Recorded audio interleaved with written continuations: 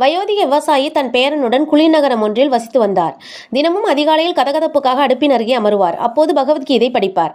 இவர் என்ன செய்கின்றாரோ அதே அவரது பேரனும் அப்படியே செய்வான். ஒருமுறை தாத்தாவிடம், உங்களைப் போல் நானும் கீதை படிக்கின்றேன், ஆனால் அர்த்தம் புரியவில்லை. இதை இப்படி கஷ்டப்பட்டு படிக்க என்ன தேவை இருக்கிறது என்றான். குளிர்காக அடுப்பில் கறி போட்டுக் கொண்டிருந்த தாத்தா கறி இருந்த கூடையை சிறுவனிடம் தந்து, இதை ஆற்றுக்கு கொண்டு போய் நிறைய தண்ணீர் பிடித்து வா என்றார். பேரனும் தண்ணீர் எடுத்தான். வீடு திரும்புவதற்குள் தண்ணீர் ஒழுகிவிட்டது. தாத்தா அமைதியாக, நீ இன்னும் வேகமாக போ என கூறி மறுபடியும் அனுப்பி வைத்தார். இம்முறை சிறுவன் ஓடி வந்தான். ஆனாலும் கூடை காலியாக இருந்தது. இது இயலாத காரியம் என்று புரிந்து கொண்டவன், போங்க தாத்தா, இது தேவையில்லாத வேலை என்றான். அதற்கு முதியவர், எது தேவையில்லாதது? முதலில் நான் கூடையை கொடுத்தபோது கறி ஒட்டிக்கொண்டு மிகவும் கருப்பாக இருந்தது. ஆனால் அடிக்கடி தண்ணீரை அமிழ்த்தி எடுத்ததால் அது இப்போது சுத்தமாகிவிட்டது. இதே நிலைதான் நமக்கும். கீதையை படிக்கும் போது அதன் அர்த்தம் உனக்கு புரியாமலோ நினைவில் நிற்காமலோ போகலாம்.